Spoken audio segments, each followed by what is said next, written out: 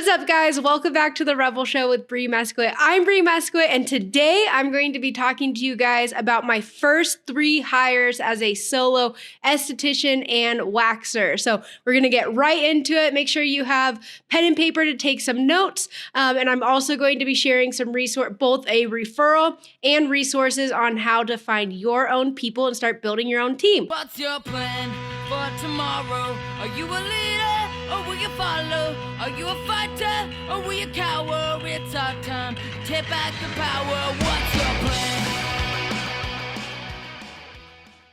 So my first hire as a solo esthetician was my social media manager. So how this began was actually when I first started waxing and going out on my own, social media wasn't being used a ton by businesses yet, not a lot for business growth. It was being utilized just personally, keeping up with friends, sharing your life, but it wasn't really being utilized for business. But once I went out on my own and I wasn't able to take my clientele with me because I left European Wax Center. California is a non-solicit state. They also had me sign a non-compete. So I was actually really terrified to go out on my own and get into trouble. So I was really quiet about telling any of my clients at European Wax Center about my business. So in essence, I was really starting from scratch, which was so hard because coming from European Wax Center, I had days where I'm waxing 40 plus people in a day. So I was used to really high volume. Anyways, once I got out on my own, I was asking myself, how am I supposed to market myself? How am I supposed to get my name out there and let people know that I even exist? Because I was renting a treatment room in the back of a hair salon. They did not have a ton of clientele, and their clientele was not my ideal clientele anyways. So there was not much referrals coming from the other women that were working there. There was 0 walk-ins for sure, and 0 to none foot traffic. So I really needed to get creative. So I was like, why not start using social media? There definitely were some businesses that were utilizing social media. So I opened my Instagram account, which was in, let me think, this would have been like June, July of 2017, I started my Instagram. Wow, that's crazy. And my business name at that point was The Wax Pot, and I was trying to get super cool and different, and it was The Wax Pot with 2 X's. Then once I started seeing how much traction I actually could get on my social media, and it was helping me to build a clientele, I was like, I need to keep up on this. So for a good probably 1.5 years, I was solely doing my social media on my own. And then it really became a stressor because I knew I needed to keep up with it to continue to build my clientele, but it was a full-time job in itself. And you guys watching this that are running your own social medias, I know you can relate to me on this. So I had a friend who was also an esthetician, and she was working at a salon, and she knew my now current social media manager. And so I just had her I didn't even know what a social media manager was, what that entailed. I didn't know that was an actual job. But once I really had the need because of the lack of time, I wasn't staying consistent, and it just became a huge stress on me. I reached out. I'm like, hey, can you put me in contact with your friend? I'd love to talk to her about social media management. So she came in. At this point, when I met with her, I was now in my new location. So I had my own storefront now at this time. And I was also starting to kind of do some education because a lot of estheticians started following me, even though I was more utilizing my social media to attract clients, new clients. Estheticians naturally started following me as well. And then I kind of started doing some education because I did have training experience already from working and training at European Wax Center.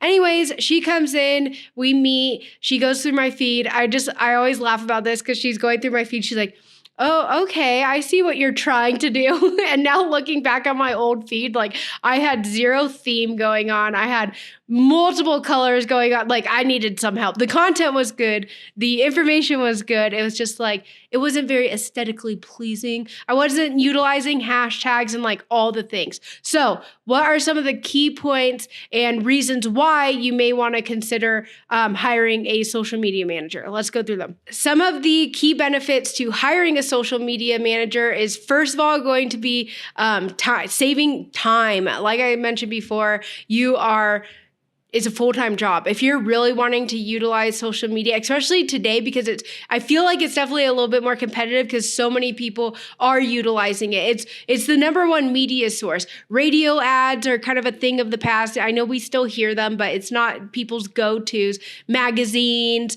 What did we used to have? Like the penny saver. Oh my gosh, now I sound really old. Those things, like companies aren't using that as much. So it's social media, right? So I feel like there's definitely not more competition, but it's just being used so much more. When I first got started with my social media manager, it was so valuable to have her expertise and to come up with an actual strategy. So we were able, she was local to me at that point. Now we do everything remotely, but we've been working together so long. We definitely can manage that. I would probably recommend someone local though, when you're just getting started, because she would come in weekly. We would sit down, we would strategize, we'd look over our past week and see what was working, what wasn't working, what did people really like and engage with. But number one, what was converting? So one thing we want to keep in mind when it comes to building our social media is it's not always about the follower count. It's what is your goal? And most of us, our goal is to build our clientele. So you can have a super solid clientele even with under 1,000 followers.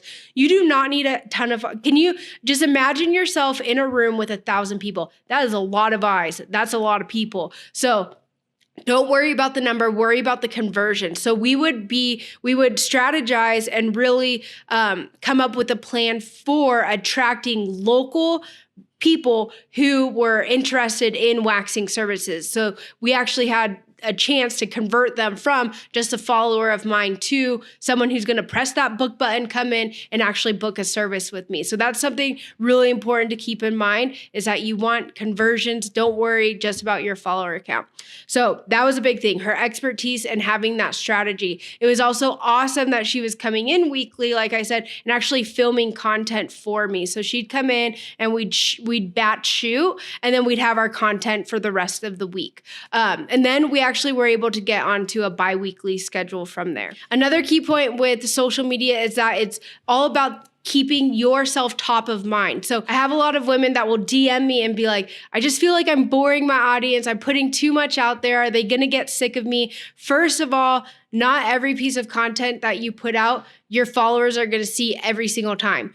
Secondly, we want to keep top of mind. So that's what's really important with your social media, is that you're keeping yourself top of mind. Even if those that are following you aren't going to become a client, they can refer, if their sister, mom, brother, whoever, a family member, someone that brings up waxing, now because they follow you and you're constantly pushing out content, because now you have a social media manager to help you stay consistent, then they keep your top of mind, and anytime waxing or lashes or whatever service it is that you provide gets brought up, then they're going to mention, oh, I follow this girl, Bree. She seems super nice. And here's her Instagram. Go check her out. So that's another key point with social media, is keeping yourself top of mind. Don't be afraid that you're putting out too much content. There's no such thing as too much content, but we want to make sure that we're staying intentional and that we're adding value. So you always want to keep the person on the other side of the screen in mind. We're not posting this stuff for ourselves. We're posting for the person on the other side of the screen. So ask yourself, what is it that they need to know? What questions do they have that I can answer for them? So it's all about building that like, know, and trust factor. So having my social media manager was huge. We've grown from 3,000 followers when we first got started. I'm sure I can find the screenshot I took somewhere so that we could kind of track. Now I believe I'm at about 38,000 on Instagram. It's been a very slow organic build, but it's been fantastic because I've really built a solid community of amazing estheticians that converts. So hiring a social media manager was huge, and it's such a key factor for growing my business, especially once we started to get into the product space. All right, so number 2 would be, and actually this would probably be, if I could do it all over again, this would have been my first hire, a bookkeeper / tax professional. So if you guys need a great tax person, bookkeeper, I don't even know what to call it. She does all of it. Like, she's absolutely amazing. Her name is Adriana, and you can find her Instagram is Budget B Financial. She knows our industry. She's licensed in all states. So she's in Texas, but I'm here in Oregon, and I use her, and it's been amazing. The amount of stress that has been taken off my shoulders with having her is like invaluable. Like, I wish I would have started from the beginning. So I encourage any of you, if you're not already working with someone, this is a place where I would definitely budget that in, regardless of how much I was like. It's so huge. Even just reaching out and doing consultations so she can provide some guidance for you, because I was doing my own bookkeeping for I'd say probably the first 2 or 3 years of being in business. And man, when it was time for tax time, like, it was messy. So working with her, it just like offloaded so much stress, which is huge. Also saved me tons of time. And I know a lot of us did not get into this industry to become a social media manager or to become a bookkeeper or be involved in accounting and all the things. But getting into this industry, getting into this business, especially going out on your own, and you guys have heard me mention this before, you are now an entrepreneur. So unfortunately, these things just come with it. So I'm really big into, and this is something I've learned recently from my coach, is sometimes it's not always us needing to ask the question of how to do something. Sometimes we need to change that question to who can we hire out to offload this so that we can focus on our true passion and what helps to continue to build our revenue. So social media is directly going to help increase your revenue.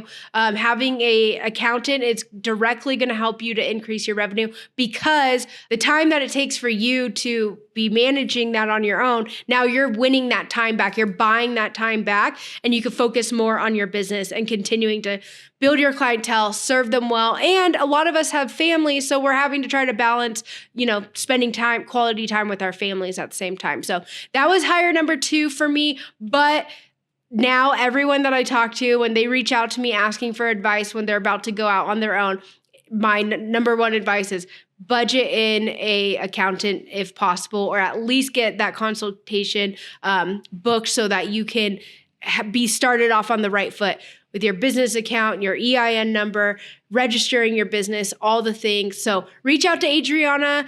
She can definitely help you, and she's been amazing, and I wish I would have done that sooner. All right, number 3 is more for me personally, but it really helped me in my business as well. Number 3 is a housekeeper. So this is more of a recent hire. It's probably been about 2 years now, but man, after taking all your clients, doing all the things, the social media, the accounting, the pre-booking, the inventory, all the things, it's like, then we go home and we have more responsibility. We wear more hats at home as well. And just having the stress of coming home and be like, oh my gosh, my job is not over. There's laundry, there's dishes, the house is a mess, like all the things that you guys know it takes to run a household. And especially for those that have children, it's just a lot. So I finally hired a housekeeper. It was hard at first because I'm like, I don't want to be spending this money.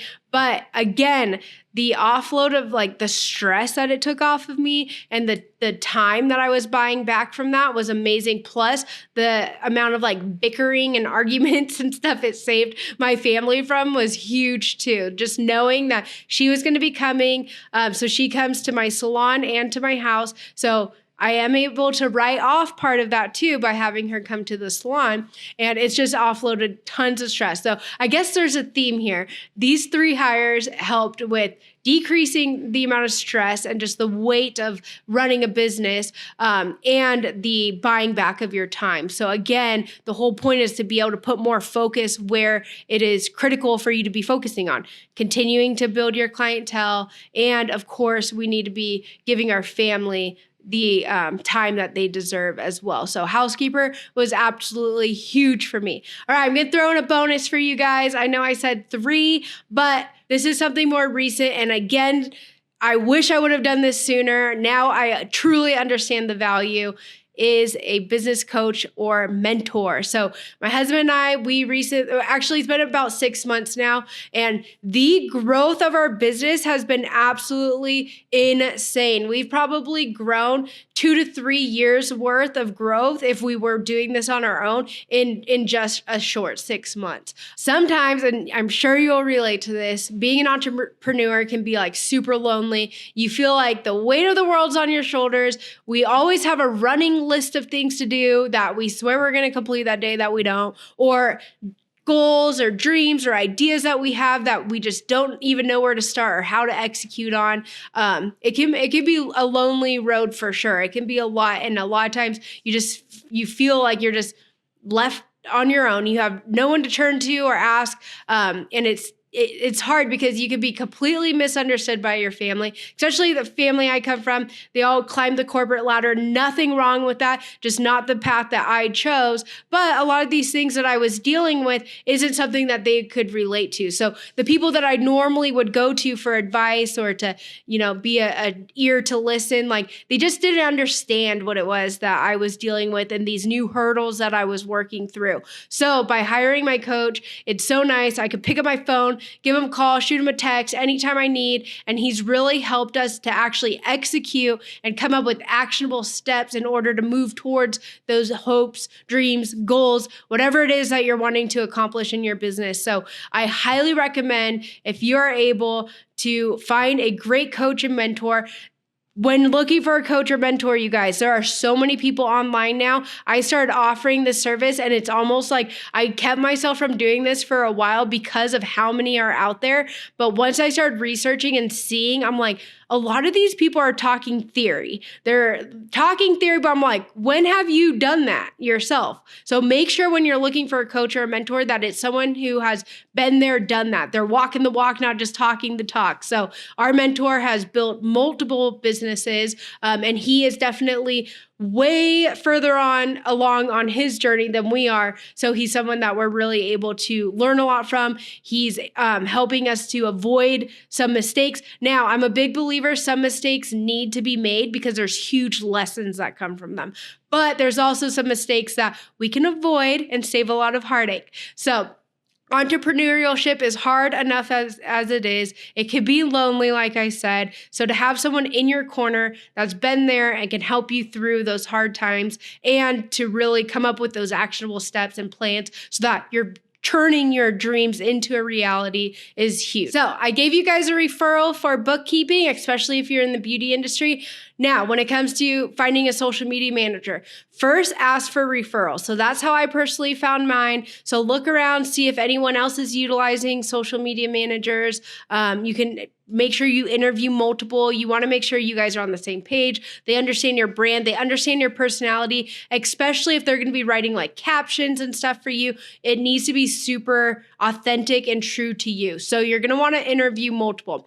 If you aren't having any luck with referrals, then you could go to either Fiverr, or I believe that's how you pronounce it, or Upwork, okay? So that's a platform where you can find like independent contractors. You could put in your location, so hopefully you can find someone local.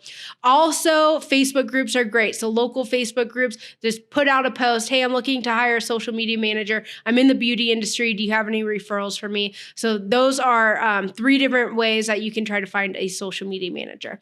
Now, when it comes to a housekeeper, again, referrals is going to be great. Or you can do Upwork. I believe they will be posted on there too. But really, I would probably go more for the referrals. And again, if you posting in like some local Facebook groups, you'll get tons of referrals, I promise. And just make sure that, of course, it's someone that you trust and have them a couple times and then see how it goes.